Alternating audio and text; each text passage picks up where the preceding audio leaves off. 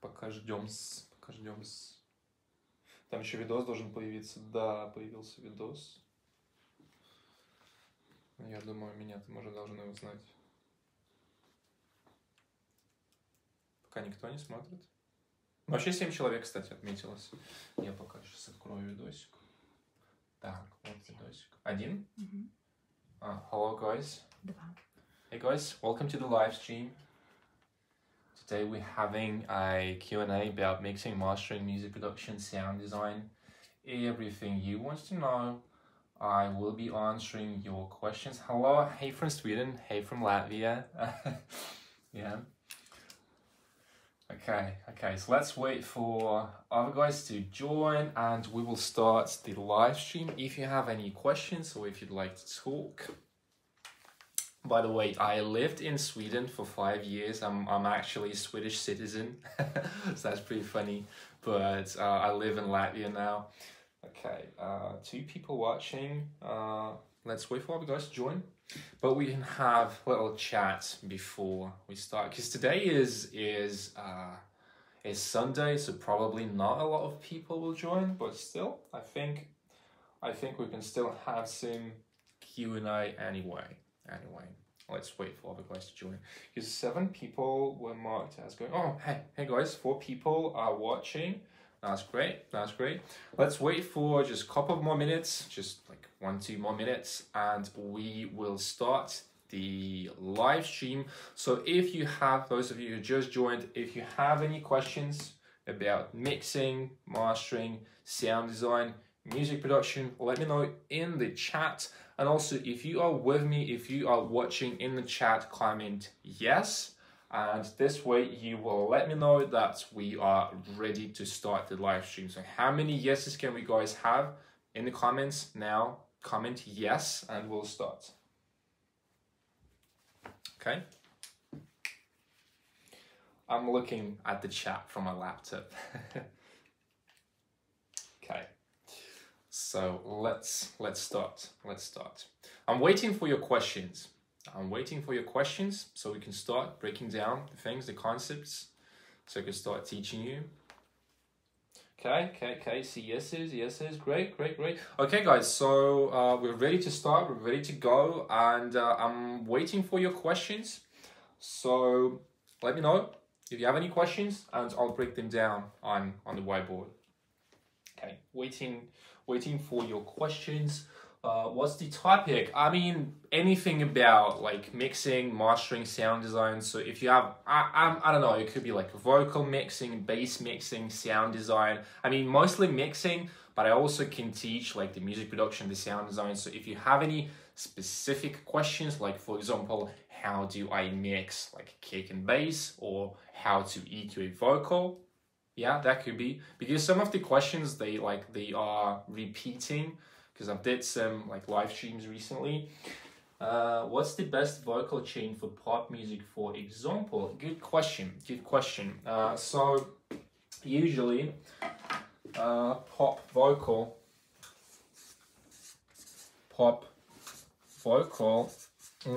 it's usually really bright. Usually also a lot of reverb.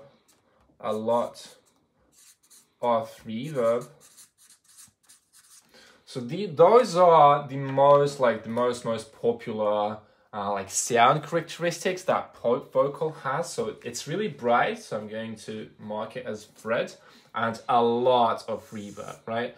So usually if I would need to mix a vocal, like a pop vocal, so what I would do first, I would do like this. I would have saturation. After that, I would have an EQ. Actually, it depends. I mean, for pop vocals, I think I would have compressor.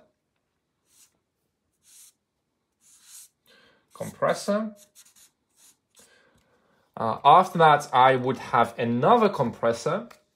and that is going to be slow compressor. So I'm going to explain that in a second. That's one more compressor. Compressor, right? So that one is fast, right? That one is slow. Okay, like this. So we have saturator, we have compressor number one with fast attack, like fast to medium release. After that, we have slow compressor. And after that, this is where you can usually start applying like some like de-esser. So we could write this down, right? De-esser, right? So saturation, compressor one, compressor two, de-esser, and after that, what we could do, we could have. So we are basically going down. So from here to here. So this is going to be here, and after that, what I would do, I would boost EQ, right? With like analog emulation. Something like this, analog, okay? And after that, I would do EQ cut, right? EQ cut. So that's just an example. So what you should be looking for if you're making like pop vocal music, it should be bright and it should have a lot of reverb. And with saturation, you can make it bright. With compression, you will control the dynamics, because pop music, like most pop tracks, like dance pop, like slap house, they are extremely loud, like very, very loud. So this is why we want to control the compression, right? With two compressors here, and remove some like unwanted, like harsh frequencies.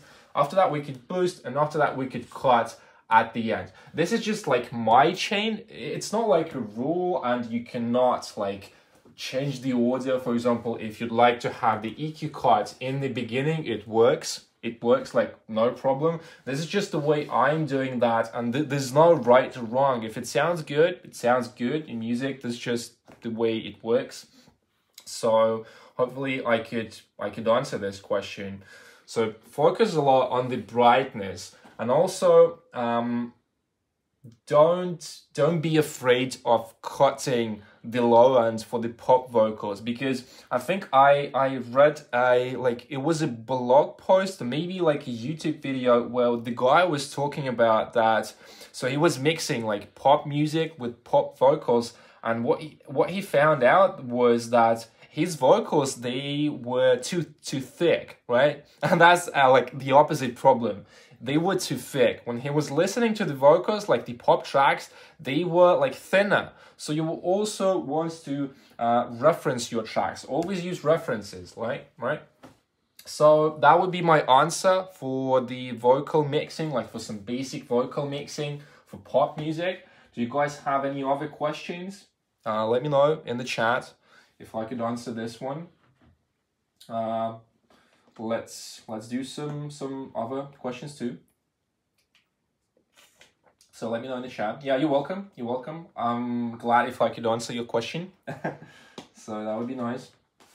Let me know, guys, if you have any other questions I could break down for you. I'm waiting for your question, guys, in the comments. Watching from Cape Town, South Africa. Hey, from Latvia. Greetings for Latvia. I'm glad. I think that, how do you make the bass really stand out in hip hop beats? What do you mean by like stand out? Are you talking about mixing, or are you talking about like the sound design itself? Because it's a complicated question in terms of like what you mean. So if you could be a little bit more specific, if you could give me like an example, make it stand out. Because with the mixing, you can do some stuff that, you know, That sounds interesting. Something unusual can be with the processing, like with the plugins order. It can be with the with the sound itself, you know, like that. So if you could give me some more details, I'll answer this question. But usually for like the majority of genres, about the mixing, yeah, okay, about the mixing, I mean, stand out. Like, if I would need to make my bass stand out, what I would do is I would follow my own style. Like, make your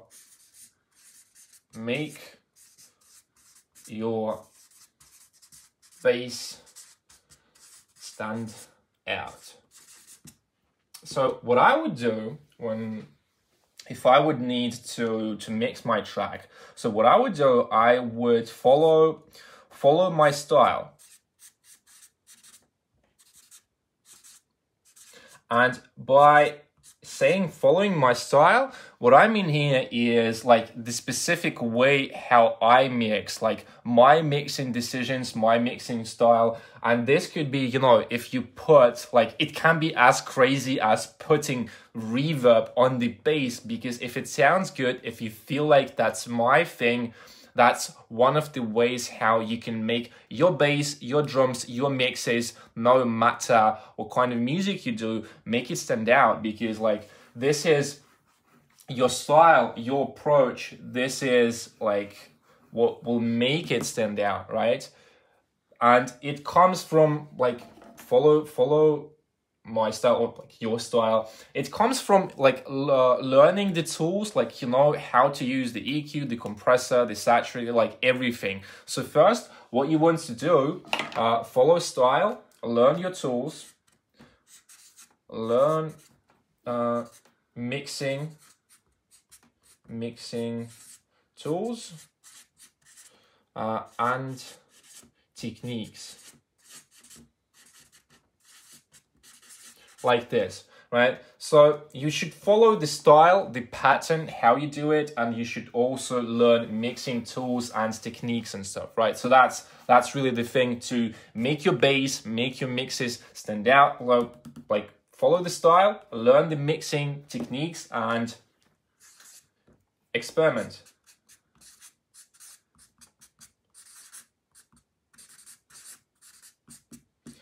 Don't be afraid of like doing crazy things, you know.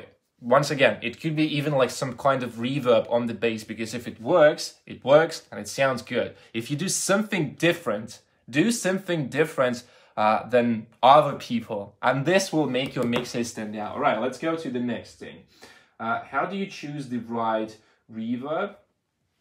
It depends like on the type of sound I'm looking for. So I mean, in general there are like a couple of reverb types you could use in any mix, but usually I just have, you know, the basic reverbs that I usually use, you know. So it really depends. It really depends like on what kind of sound I'm looking for. I mean, usually what I would do, I would have big reverb.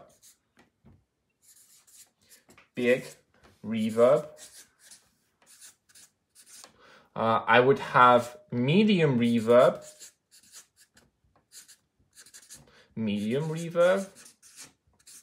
And I would have small reverb. So basically what we are doing here, we are going from a small room, just like this. We're going up and like this. So basically what's happening here is the width,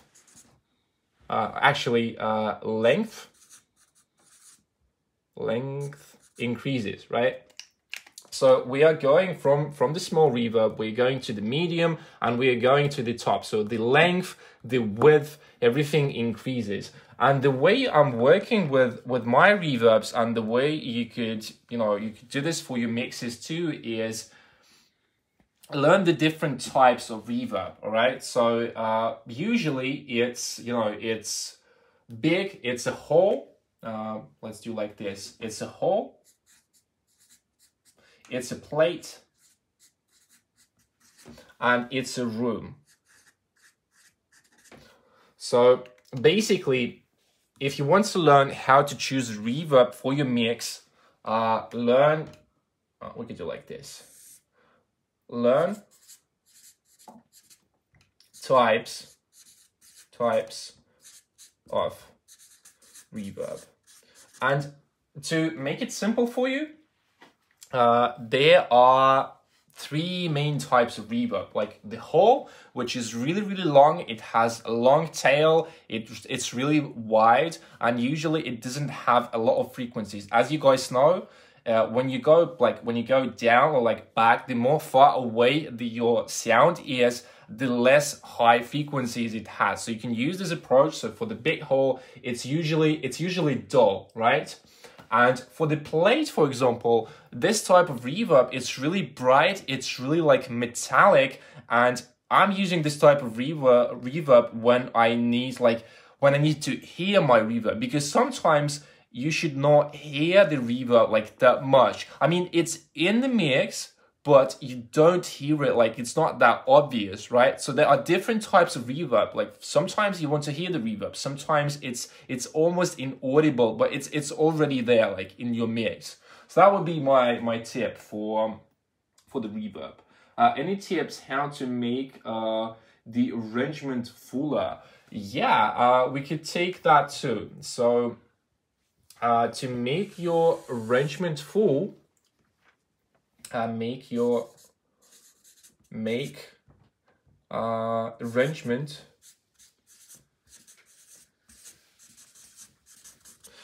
arrangement full and interesting. So what you want to do is to have some foundation, right? So you need some kind of foundation.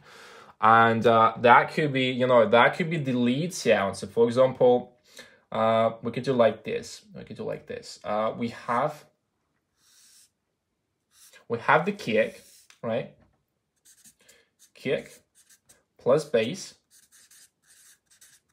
If you're making like electronic dance music track, that's going to be your foundation, right? That's the foundation.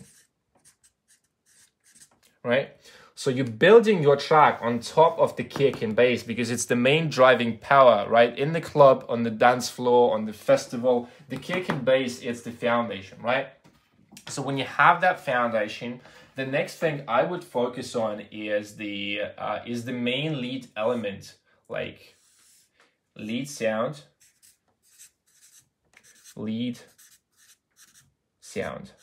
And that could be anything, you know, starting from like vocal, could be melody, etc. Right? And on top of that, you have the drums, right? Drums. And on top of that, we have the effects. So basically, if you're making dance music, focus on the kick and bass. Then you should focus on the lead instruments, because the lead sound, which together with the kick, this is what makes your track full, actually. You know, like the finished idea. You know, you should have the idea. It can be very, very simple. It doesn't have to be complicated. And I feel like many people, for some reason, think that like music should be complicated. It's not. Music should be simple, because it will be easier to understand for more people. If it's too complex, it's not going to work. So don't forget about the things like, you know, if we imagine the mix, so it's going to be like this. So that's going to be the height. That's going to be the height. That's going to be the width. That's going to be the depth. But these are the 3 dimensions. We also have time, right? Time. We also have time. So we have the height, we have the depth, we have the width. And what you want to do, you want to create some kind of movement in your mixes. I mean, it can be something, you know, like it can be automation, okay? So what you're doing here is you're playing with width, you're playing with height, you're playing with depth, also with time. Because if your mix is static, it's not going to be interesting for the listener, right? So that could be something like automation. And usually good mixes, they have movement, right? Movement, that's very important. For good mix, movement, that's very, very important. Also, tension, and release, right? What I like thinking, when I think about mixes, I think of my mixes as like a roller coaster. So basically, if I would have to draw this, it would look something, you know, it would look something like, right? So that is going to be that one. That's the tension, right? And that one, this one, right? This is the release. So basically, when you're working on your mix, you should always have the tension, the release, the tension, the release. And this way, we are making the listener feel the emotions, feel the movement, feel the height, the depth, the width, the time. And without the foundation, right? The kick, the bass, the main lead sound, vocal, melody, and etc. All of that, it doesn't matter. If you don't have the foundation, if it doesn't sound good, if something is wrong with your mix, all of that won't work. So hopefully I could answer this question too. Any other questions as well? Let me know, guys, in the chat. Let me know if I could answer this question for you, so I can continue with the next one as well. Any other questions? Let me know, guys, in the comments below. What do you think?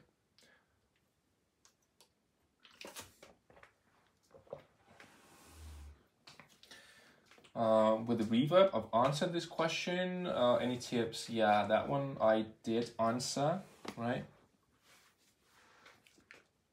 12 people watching. Hello guys, those of you who just joined, we are having a live Q&A about mixing, mastering, music production, sound design. If you have any questions, let me know in the chat and I will answer all your questions on the whiteboard and explain step by step. When should you use saturation? That's a good question. Saturation. Let me break this down for you. How to use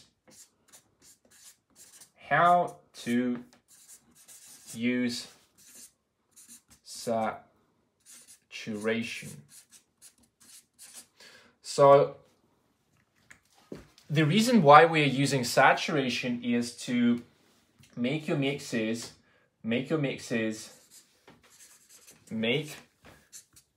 the sound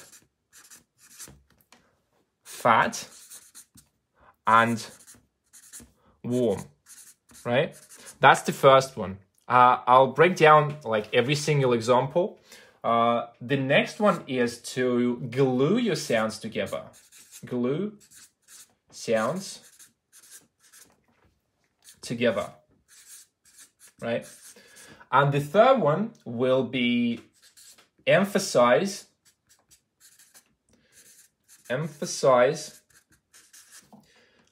different parts, different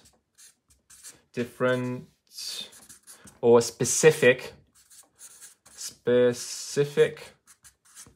parts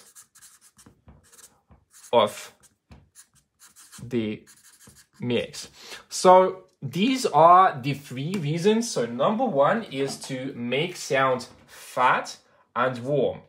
The second one is to glue your sounds together. And the third one is to emphasize the different parts of the spectrum. So basically, what happens when we add saturation to, like, it could be like sine wave, it could be drums, we are adding harmonics. So if we take a look, like if we imagine this is going to be like the main harmonic, right? This is the harmonic,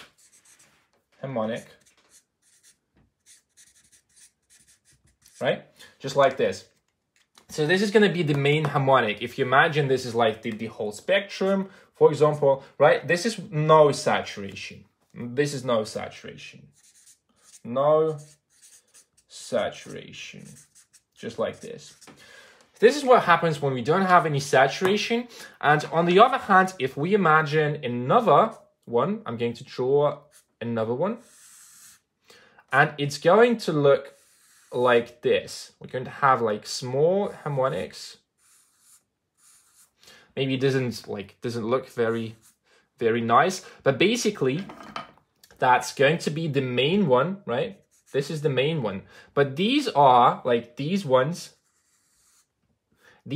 are the new harmonics that the saturation have generated, right? So you see, we have less harmonics. Like every single of these is a new harmonic that is created with saturation. So if you think that this one like is a sine wave, it's going to be like this, just one harmonic. But when we add saturation, you see we get this one, we get this one, we get this one, we get this one. So basically what happens here is, for example, if you apply saturation on the vocal, you can add some top end, right? Because you add these harmonics. So the sound, it becomes more audible in the mix. So you can emphasize the specific parts. If you want to make your vocals shine, then you want to use saturation on the top, add that brightness. For example, if we have like a kick and bass, we apply the saturation to the kick and bass to create more of these harmonics and to reduce the dynamic range, right? So any tips on how to, any tips about the volume of the vocals so they don't disappear and pop to mouth? Struggles is to make them not too quiet, not too loud. Okay, I'll talk about that. But do you guys get this thing with the saturation? Can I start breaking down the next example? Let me know if that makes sense, and I will answer the next question. Okay, I think that's a pretty good explanation. With the vocals, okay, yeah, you're welcome. I'm glad I could help. Okay, so let's take the next one. How to balance your vocals. We could do like this. How to balance the vocals. Like, when it comes to balance the vocals,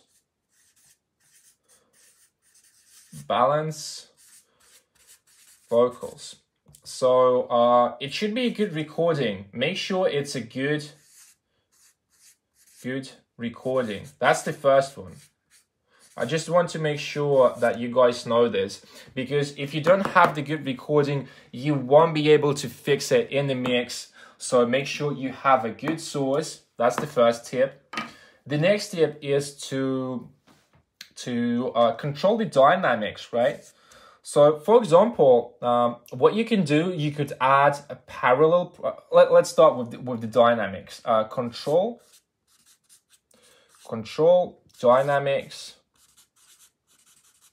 dynamics with compression. Compression, right? That's the second thing you could do. And the third one, as I mentioned before, with the saturation, I think it relates to the previous problem. So I think the reason why your vocals may sound weak and quiet is because you're not applying saturation. So if you imagine that this is your vocal, right? It has just one harmonic, right? Just like this. But when we apply saturation, right? Saturation,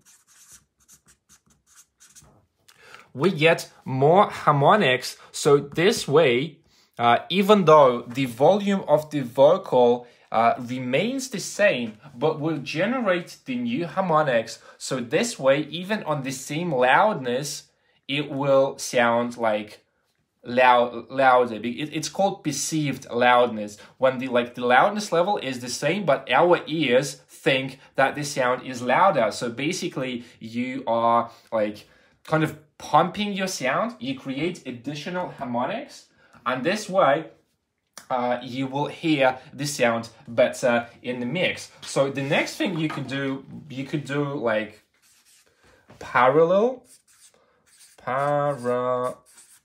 processing. Parallel processing. The next one is saturation. And the next one is bus or group processing. So if you focus on these things, is you have the good source, you control the dynamics with compression. So you don't want to destroy your vocal, but if you're making some kind of pop music, as you mentioned, then always control the dynamics with compression, right? The next one is like parallel processing. For example, you can add dirt, right? Dirt and grit, right? So you add the dirt, add the grit, and you mix it to the original signal with the parallel. So this way we are once again working with this perceived loudness, right? So we are adding the texture to the vocal, right? It could be just a tiny bit of saturation. It could be like really dirty, you know, like all of that. So that's a really good thing. You can also use parallel processing, like with compression, with saturation, with EQ, with basically anything. Then saturation also like on individual channels, on buses, and once again, proper bus and group processing. But once again, it's all about the good source, the good recording, and the volume. When you set the volume, right, properly, it's not as hard to achieve like a nice sounding vocal. So hopefully I could answer this question. Do you guys have any other questions? We have like 10-15 minutes left before we end. Yeah, like roughly 15 minutes. So two questions. We can take 1 or 2 questions. Yeah, I mean it will depend. So do you guys have any other questions? Let me know in the chat. And I'll break this down for you. Let me know once you are ready to yeah, you're welcome. You're welcome. Hopefully I could answer your question, bro. Let me know if you guys have any other questions. While you guys are thinking, I wanted to let you know that we are making a mixing course in this group. So just while you're making your questions, here is the system. Here is our mixing course. So it will consist out of 6 modules, 6 weeks, and we are going from the basics to advanced. So if you're somewhere here, maybe you're somewhere here, you don't know how to start, so you want to achieve commercial quality mixes and make money with your skills, that's the outcome of the course. So 6 weeks from basics to advanced, we have the student group, we have the mentor, we have the coaching calls. So for every week, we're going to have the coaching call and the homework, which I will be checking. So as you can see here, so if you would be interested, I can send you the link. You can register for the webinar. Yeah, I see the next question. Could you explain compression in a bit and how you use it? Yeah, I can. So basically, what's happening when we are using compression is, let's do like this. If we imagine the compressor, I'm thinking how I should draw. Like, let's do like this. I'm going to do like this. So it's going to be a compressor, right? So we should have the threshold. Let me check. We should have the threshold, the attack. Let's do like this. It's not like, fully detailed, but just to give you an example. So here we have like some values, right? Like, I don't know, maybe like this.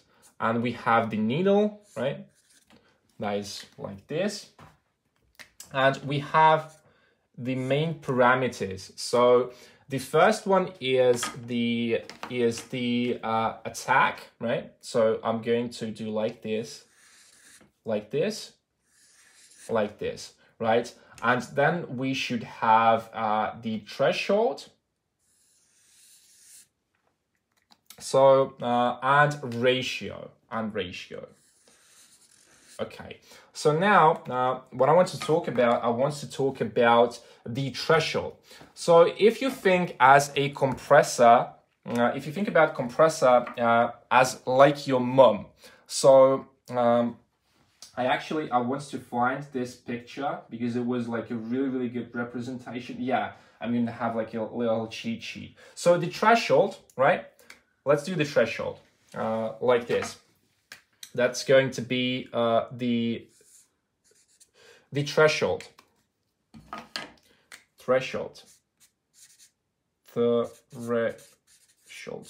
And basically the threshold is the level. If you think your compressor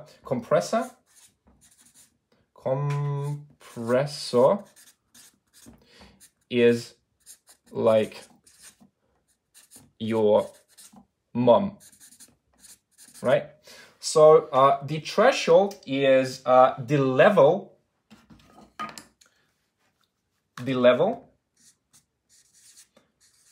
level she asks you to turn the music down. Turn the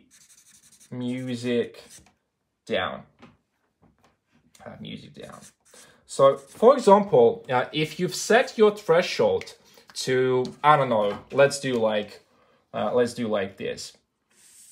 Let's say that this is the 0 and this is, I don't know, the very low. So if you set your threshold to somewhere here, right? Let's do like this. It's going to be the threshold. And when the sound exceeds that threshold, this is when the compressor starts to react. If your threshold is, you know, like roughly minus 12, when the sound hits that level, the compressor starts to react, right? Then we have the ratio, right? The ratio, like this. This is the ratio.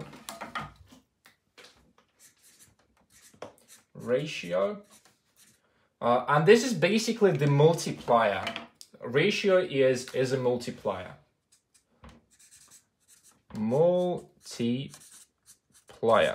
Right?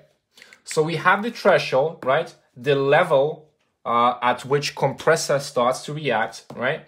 So if it's minus 12, if you set it to minus 12 and the sound is louder than minus 12, this is when the compressor will start to react. So here we have the ratio, right? The ratio is basically the multiplier. The more you push the ratio, the more compressor will react. Like if, for example, if you use ratio like 2:1, it will compress it soft. But if you set it like to 10:1, you will have more dB of compression. We also have the attack. Attack is really simple. Attack, let's do like this. Attack is how fast you react. How fast you react. So basically, the slow attack will mean that if your mom asks you to turn your music down, if you have a slow attack, you will react like longer. It will take you more time to react.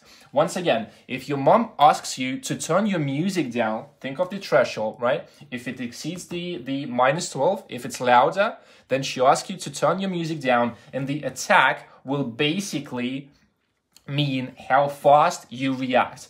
And finally, the release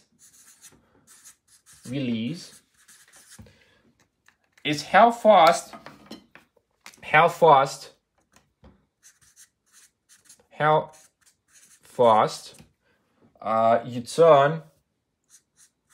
you turn volume back up.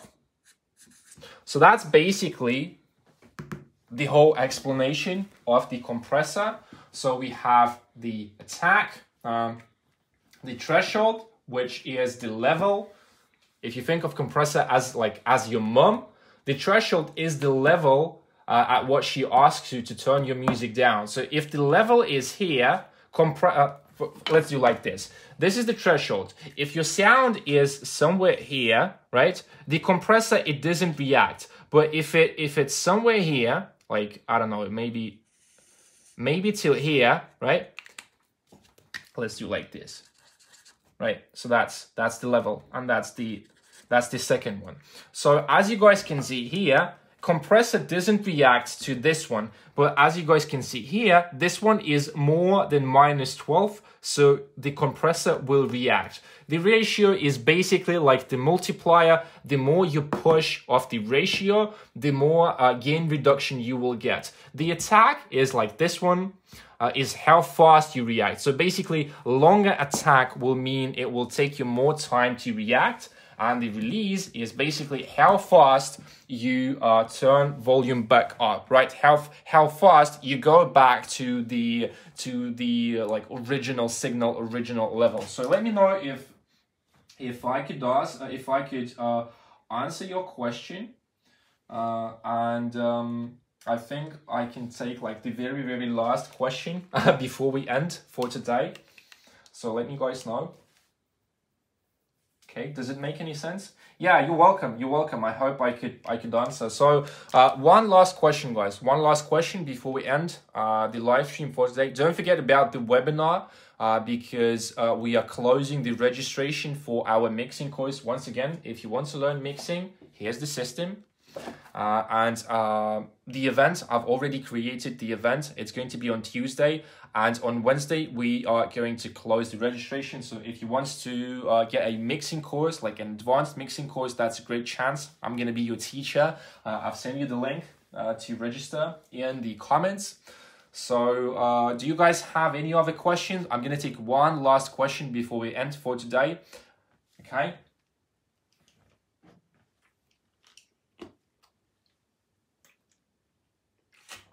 Do you guys have any questions? I can see 9 people are watching, so that's great.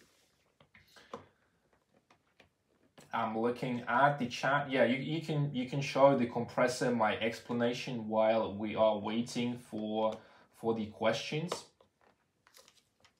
Because if you guys don't have any questions, I think that's enough for today. If you do, I can take one last question.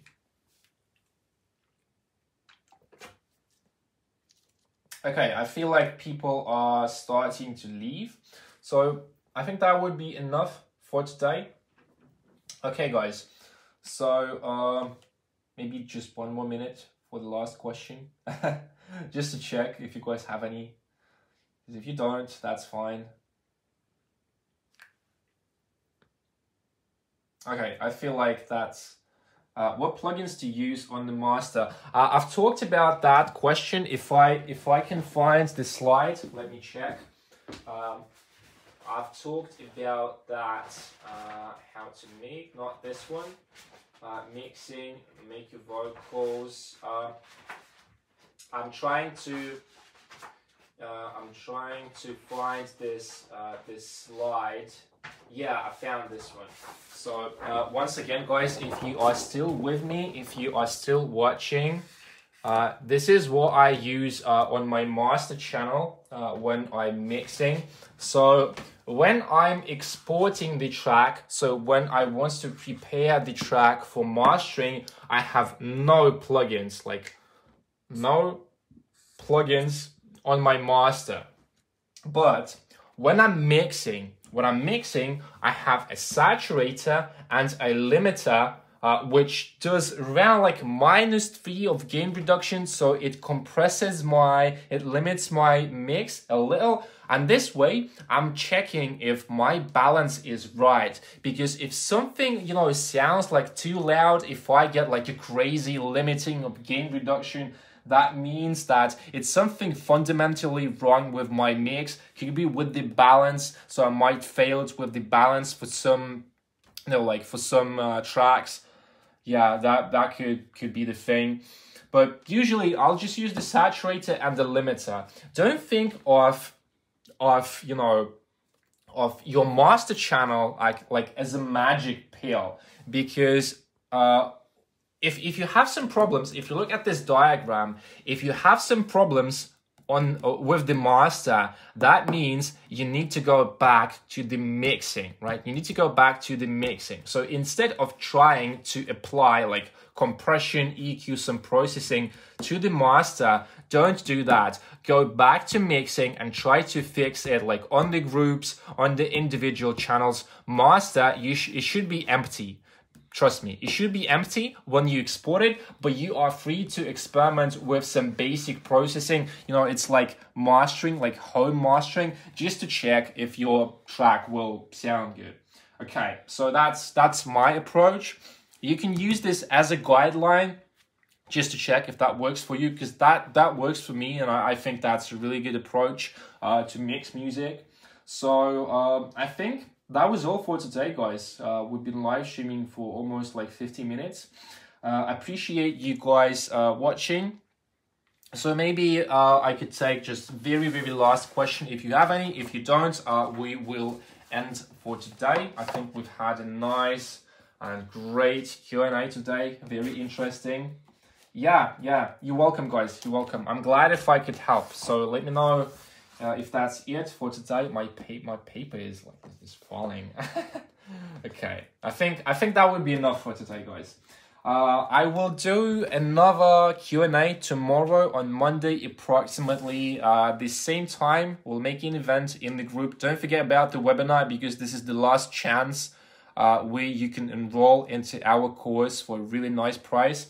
So, okay, I think that was it for today. Thank you very much, guys, for joining the webinar, and I'll see you tomorrow on the live Q&A, and I will see you on Tuesday as well on the final webinar where I'm going to tell you more about the course and what's going to be happening. Okay, guys, so that was it for today. Thank you very much for watching this webinar, and I'll talk to you soon. Have a nice day, evening, or the morning.